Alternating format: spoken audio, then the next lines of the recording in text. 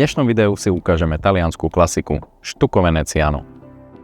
Takže po zasnutí penetračného náteru si môžeme vzorku namaľovať podkladovou farbou Decor Fond.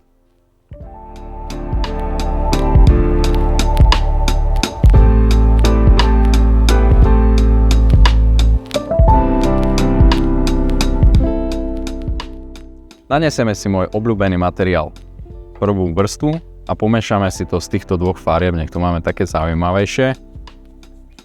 Môžeme si to takto capnúť na hladítko a natiahneme si to smerom uhlopriečky.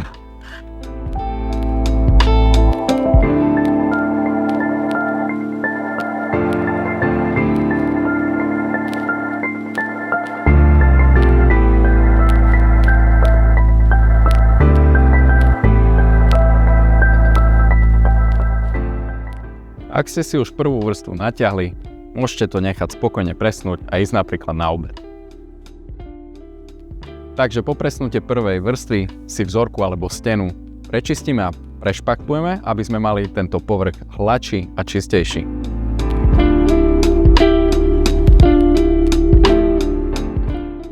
Prejdeme si všetky nerovnosti.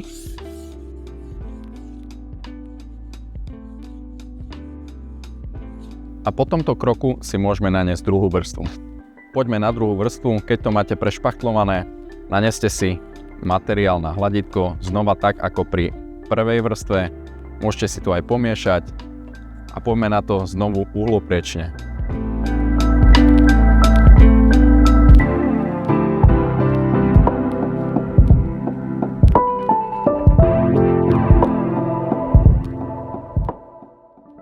Pri druhej vrstve je dôležité, aby bola hladšia od prvej. Vôbec nie je potrebné, aby ste nejako kopírovali alebo držali sa toho tvaru a tej štruktúry, ako ste nanášali na prvú vrstvu, takže jak vám to vyjde, tak to môžete nechať.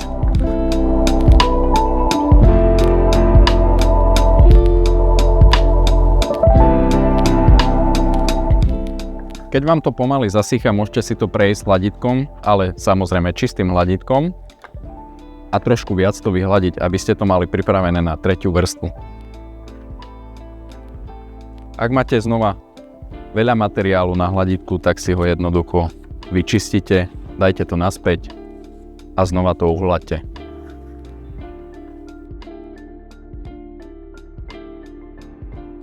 Druhú vrstvu máme presnutú a poďme si ju znova prešpachtlovať, vyhladiť.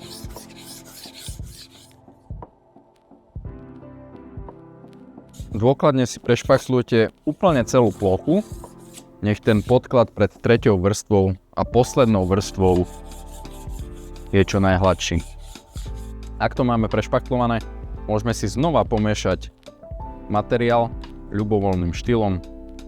Nedávajme si tam tentokrát nejak veľa toho materiálu a pekne si to znova ťahajme na štýl uhlopriečky.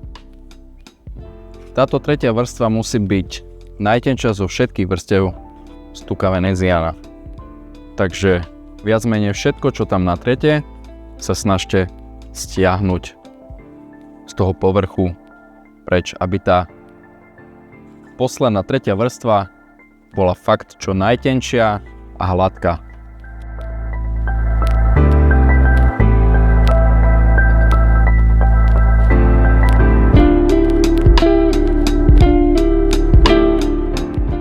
Ak máme nanesenú tretiu vrstvu, môžeme ju hladiť a klejtovať. Tým pádom z materiálu vieme vyťahnuť dodatočný lesk a zrkadlový efekt. Zapnite sa celou váhou do steny a vyvíjajte tlak na hranu hladítka.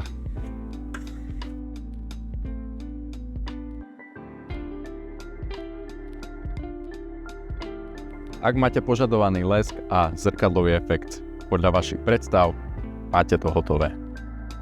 Stucco Veneziano je ikonický benátsky štuk s efektom mramoru. Povrch pôsobí luxusne a hlboko s vysokým leskom. Nanáša sa hladítkom v 3 vrstvách a následne sa leští. Výdatnosť je približne 0,8 až 1 kg na meter štvorcový.